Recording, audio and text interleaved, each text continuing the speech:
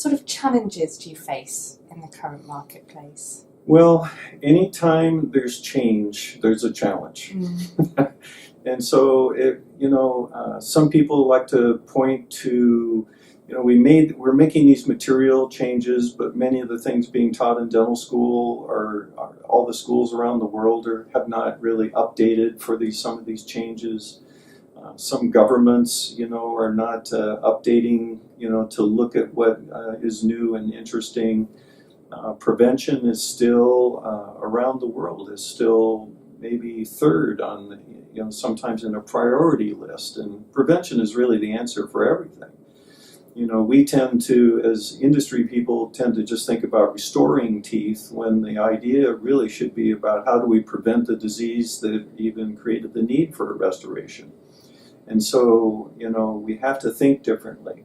And G.B. Black has a quote from over 100 years ago. He's the father of modern dentistry, even though he's been dead maybe 100 years, is that if we stop looking at what causes the disease, there could be this element that will become simply dental mechanics. And unfortunately, I think that's what's happening. A large part of the world is when students go through dental school, they're learning how to do procedures, and they're following protocols, and they're trying to, they're taught largely on how to repair teeth, but we need to really stop and think about, wait a minute, how do we stop this disease in the first place? And so now what's happening, because of many of the types of restorations that we're placing, we're seeing failure. Is basically, we call it secondary caries sometimes. In other words, the disease came back, and it's as a result of some of the failings of the procedures, the dental materials, and also our techniques.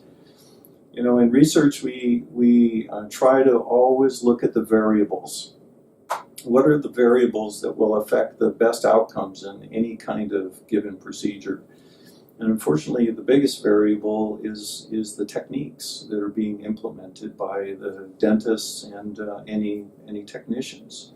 And so the more we as an industry, I think in some ways we've complicated these techniques because we didn't have the whole answer to solve certain issues, whether it was micro leakage or sensitivity issues. And so we implemented other products to eradicate bacteria or stop the sensitivity, but in doing so we created more steps, and in creating more steps you create more variabilities.